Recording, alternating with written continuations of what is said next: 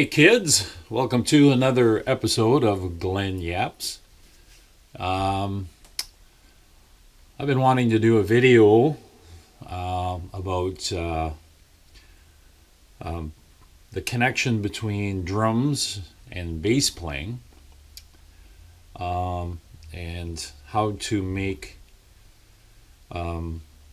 that part of a band tighter. I also want to add a section to this pertaining to rhythm guitar and its connection to drums. There are a lot of musicians out there that do not grasp the connection between the two, and it's obvious because some bands are really loose and sloppy, and some bands are super tight, where they understand that it's a mechanical connection. It's also a mental connection. It's something you have to train yourself to get better at. It's something you have to train your ears to know what to listen for, especially in each other's playing. So a drummer has to listen to a bass player has to listen to a drummer, rhythm guitar has to listen to the drums have to listen to the rhythm guitar. There's a reason why it's called rhythm. That's the reason why the back line, what they call the back line, drums, bass, and rhythm guitar are the foundation in a band, and the foundation in music. In most music, not all music, but most music. In my years of playing, I have played with a huge number of bass players and guitar players. And in those years, I spent a lot of years with particular musicians that I've stuck with through anywhere from a full year to 10 years to 15 years. So you basically understand their playing styles, and you understand with each other where you fit in when you're joining together in a song. You understand where both instruments are meant to be, and how to make them play nice together. I just had this conversation with a fill-in bass player of mine, who is a good solid bass player, and he made a couple of comments because we've known each other for many decades, since we were teens, and we've seen each other play, but we've never actually physically played in a band together until recently, when we've been using him as a fill-in bass player. Now, fill-in bass players, or any musician that's filling in, comes into a situation that's already established.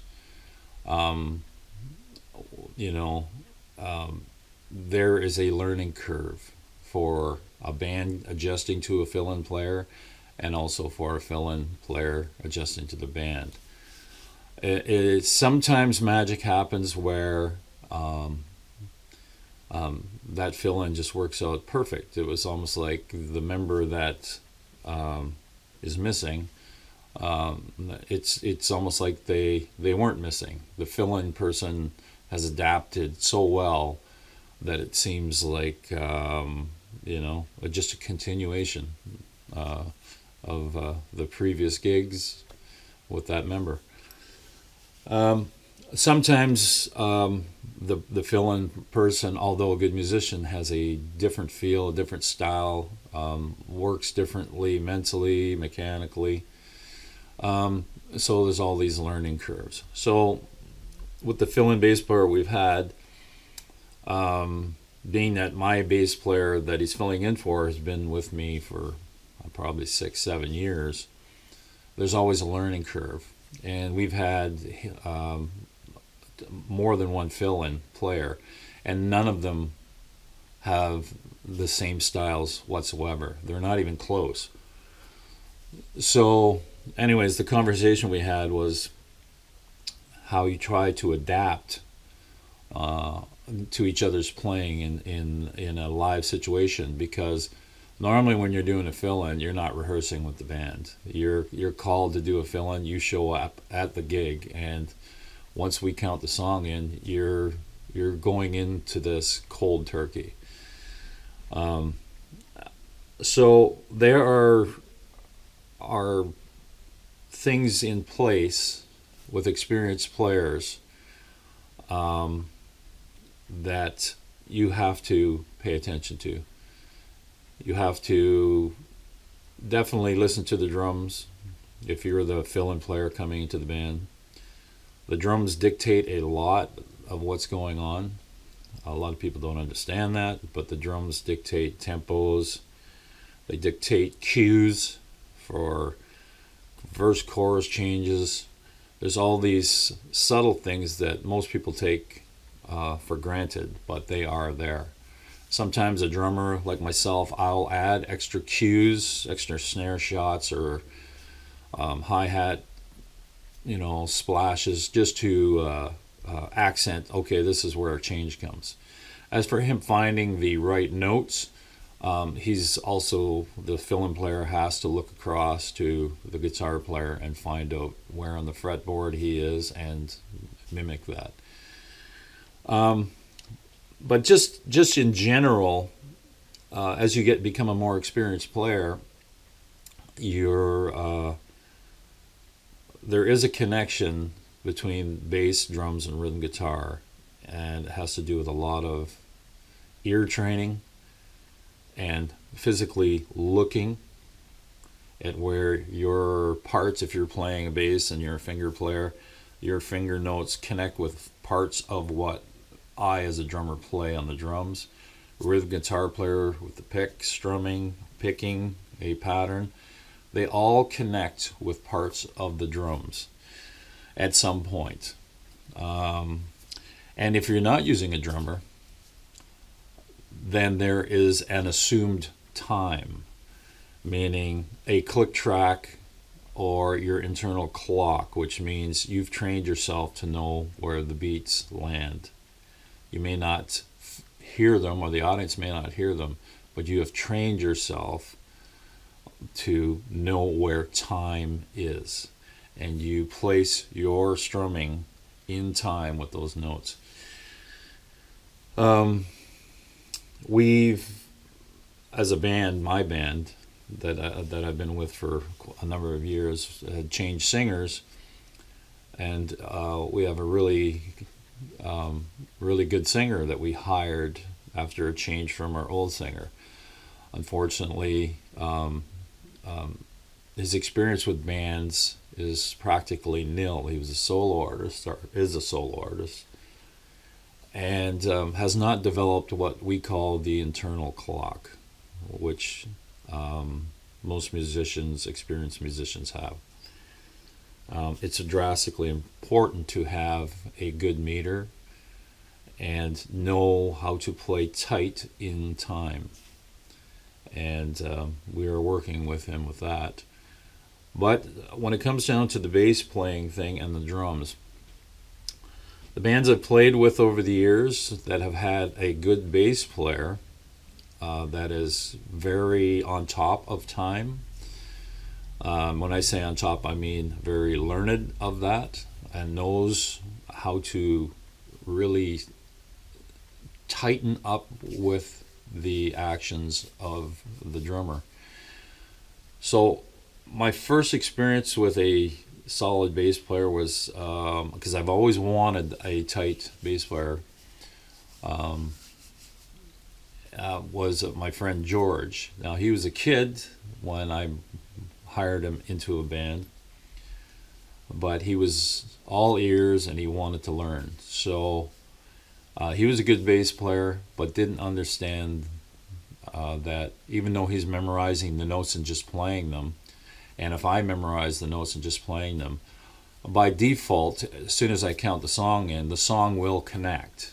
Because if you're doing all the parts right and I'm doing the parts right, it's just by, you know, it is luck that if you both learn the parts and count the song in and away you go, the parts will connect.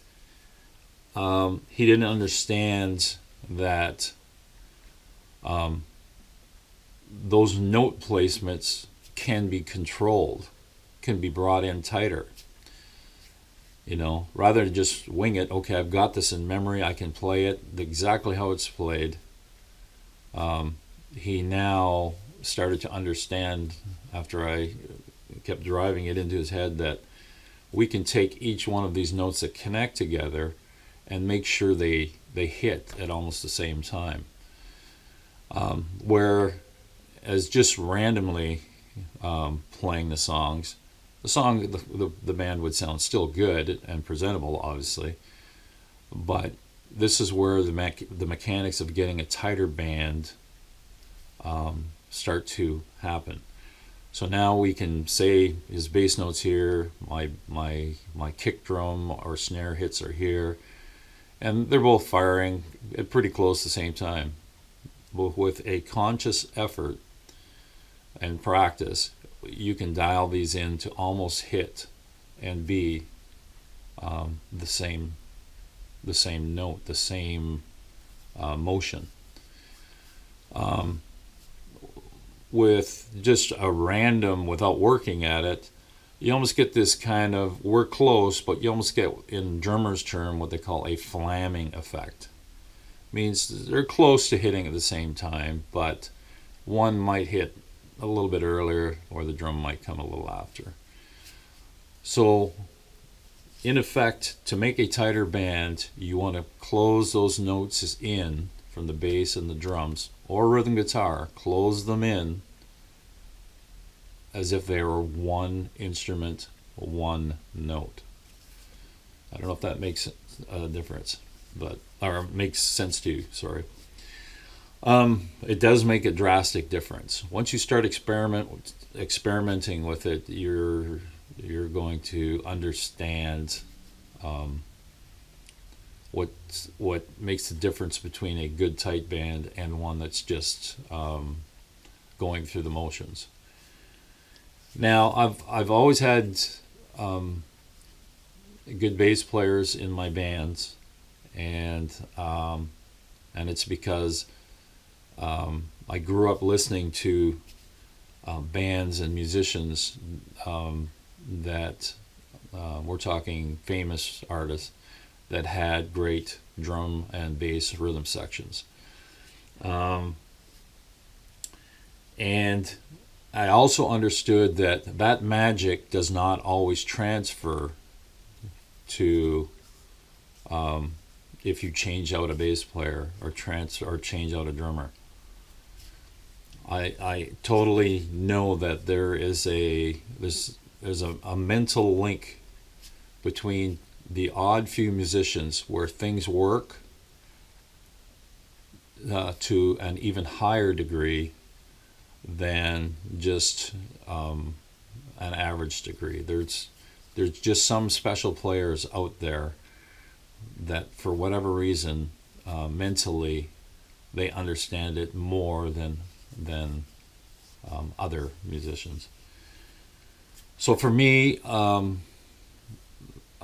was anal about having the tight rock band or blues band or fusion band. That was just something I just loved and wanted to focus on.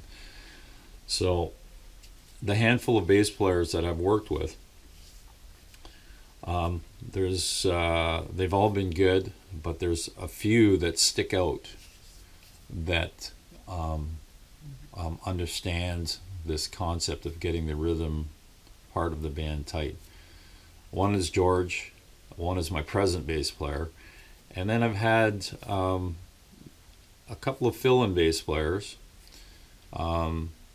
one being this Robin, um, and I've only had the pleasure of playing with him a few times on fill-ins. I know him to talk to, and we've met and had laughs and stuff, but he understands, just like the other two guys, that there is something deeper going on to make things even tighter and even more, just to bring it to that next level. They understand that concept. Like myself, though, that magic only happens sporadically with the odd musicians. You still have a good product with other musicians, but those three in particular for me. There are others, don't get me wrong, but these three I've worked with. Two of them I've worked with a long time. Like, I think with George, I've worked in multiple bands over a period of maybe 12 years. And my present bass player, Paul, we've worked together in a few projects, but it was over quite a few years. And Robin was one of these guys that just came in on a fill-in, and he just knew the material because of experience. He's played so much that those songs were now part of his DNA or in his catalog of playing. And so when we played the first night, there was you could tell there was a magic that happened where you, by almost like cruise control, the songs went through without issue.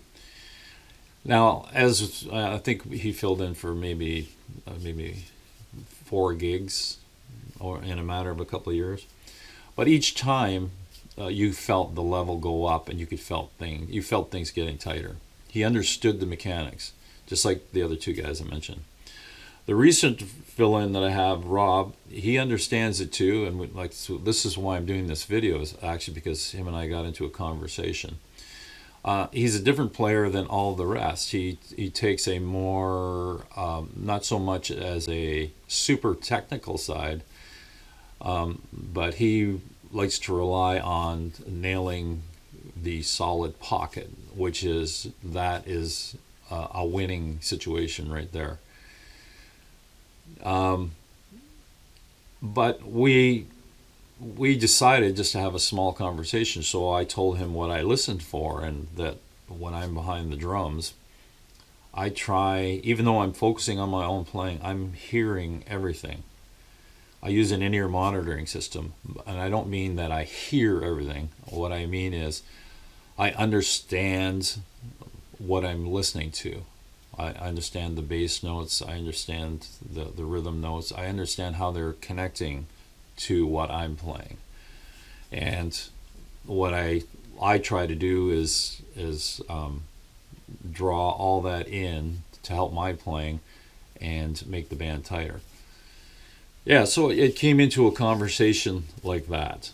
And I've had this conversation with my bass player George years ago. And like I say, he was a kid when I hired him, and we worked and worked. We used to work here. We got known as a really tight rhythm section for a couple of bands, probably more than a couple of bands. But we worked at it. We actually spent time, just him and I, bass, guitar, drums, and just working with connecting the two instruments, and making sure notes and drum beats were not flying off into la la land. We worked at it, but we also developed almost the cruise control factor, whereas after 10 years we knew how the other person was thinking of how they were going to play through this song. We could just sense that okay, if they're going to go there, you could sense that's where they were going to do their bass run, or that he knew I was going to do a drum fill of some type in this area. He could almost anticipate the style, and I could do the same for him. I know that might sound sound corny, and it might sound like that's something most musicians don't want. That's totally fine. We had a goal as the band I am in now has a goal, and that we want to present a tight band. So that's I mean, you have to want that. You don't have to have it. But once you start understanding everybody's styles, it just it actually does make it a lot more fun. You definitely get noticed. In the years we've been playing with the band I'm in now, we get a lot of compliments on how tight the band is. And it's not because of lots of practice in the basement. It's because we worked for years in other projects trying to perfect listening to what's going on stage, taking that and trying to control it a little bit more in the delivery of the material. And that's not an ego thing. That's called a learning thing. It's called, I want to be better than I was yesterday.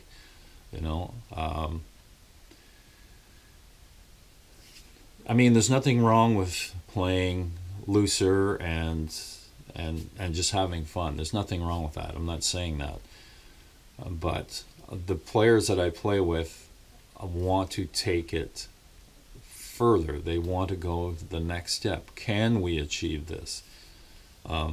It's not an ego thing. It's not say, hey, look at me, look at me. It's not that at all. We just want to see if we can achieve it. We like to videotape the bands, and so when we see the videos back, it's like, did we achieve that tonight on a certain song? Sometimes it's hard to maintain that through every single song, because not every song is structured or they're not all structured the same. They're not all executed the same. Some are trickier, some are simpler. Where it's a no-brainer, you can make that tight. Some are not achievable, at this point. It's just one of those things. You play the songs, but it's not, the whole thing is not just focused on making the audience dance. There are goals that everyone sets throughout a night of playing, and it's not always just the audience. There's times where, we want to better ourselves, and we hope the audience enjoys the ride. You have to keep yourself engaged in the music, and in your own technique, and in the others you're playing with. So I'm going to do I'm going to do 3 videos. This is the introduction. And I'm not doing anything on this. I'm just giving you the lowdown of what I'm going to do. So what I'm attempting to do is I'm going to do videos of simple drum beats, and I'm going to show you how the bass guitar connects with the drums. I'm also going to do a section on how rhythm guitar connects to the bass and drums. I'm going to use examples. We're going to break those down so that you understand why a bass guitar has the term or the word bass in it, and a bass drum has the word bass in it. The 2 words of those 2 instruments are are basically the same, because there is a connecting language between the 2 instruments. They are rhythm instruments, but there is more important connection between bass guitar and drums than there is with rhythm guitar and drums. The other section I'll do is the rhythm guitar.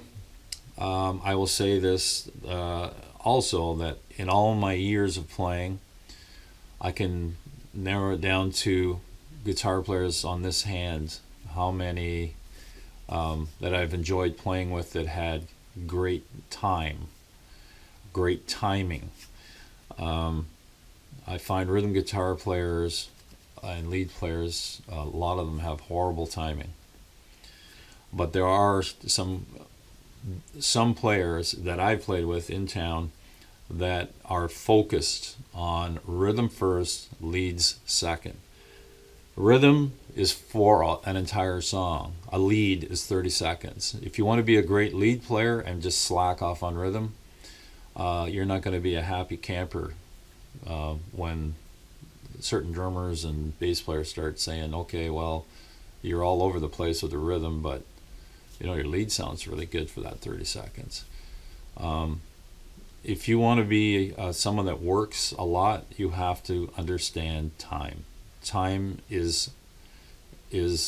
Keeping time is universal in the music industry.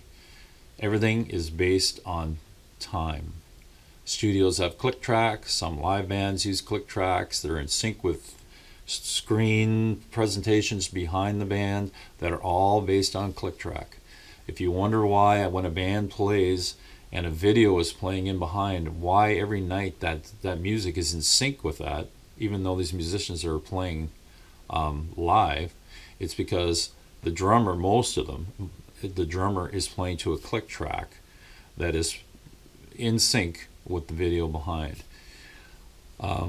Studio, if you can't play to a click, it's just going to cost you a lot more money to do songs. You have to understand time.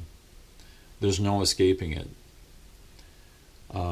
They can polish anything up in the studio.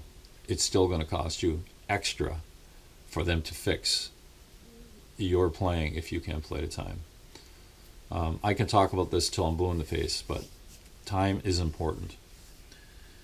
That goes down to basics. You don't want the whole band speeding up in a giant wave, slowing down, and speeding up and slowing down and speeding up, or not know where the changes are. It is tough to learn timing for some, but I can't stress the importance of it. Once you get it, you will never forget it. But it's getting to that level where you understand where time is that's important. So anyways, this section, like I say, it's about the connection and time between drums and bass for the most part. And I'm basing this on my conversation with my friend and fill-in bass player, Rob. And I'm also going to do the guitar playing thing just with rhythm, and I'll be doing all the instruments just because it's easier for me to break down. Of the guitar players that I've played with that have great time, Terry, my present guitar player, he's like a machine. He understands drums, he understands bass, he understands where the notes go. He just gets it, He's always been that way. He's always been exact for timing. Another guy is my friend Tony. We played in a bunch of bands together. And where he is a totally different style of guitar player than Terry, he too understands time and rhythm. He understands rhythm is the key to the song. Rhythm is the key to getting these people on the dance floor. It's not your 30-second guitar lead. Sorry, that's just not the way it is. I try and tell a lot of guitar players that are up and coming that your guitar lead impresses musicians for the most part. It doesn't impress anyone that wants to dance. Rhythm is the thing that gets people's feet on the dance floor moving. Always has been and always will. So the better you present that, the more an audience, in most cases, will relate to it. And it just makes it easier for the band if you have the universal language all dialed in of timekeeping and making things tight and presentable. it will only benefit you in the long run. So anyways, that's a long-winded version of what's coming up. I'm working on the videos presently, so stay tuned. It'll be a part 1 and a part 2. The part 1 will be bass, drums, how they connect. I'll use techniques that I will slow things down. There'll be split camera screens to show you the bass drum connection to bass guitar fingering. And the rhythm guitar will be somewhat the same, only we'll do guitar picking to see how guitar picking and strumming relates to the drum beat itself, because there is connections there, and if you aren't paying attention to the notes you're playing on guitar and how they connect with what's going on the drums or with a click track, then you're going to have a hard time in a recording studio if that's your destination. Anyway, so stay tuned for part 1, bass and drums, the connection. Part 2, rhythm guitar and drums, the connection. Okay? And hopefully everybody enjoys them. Thanks for watching.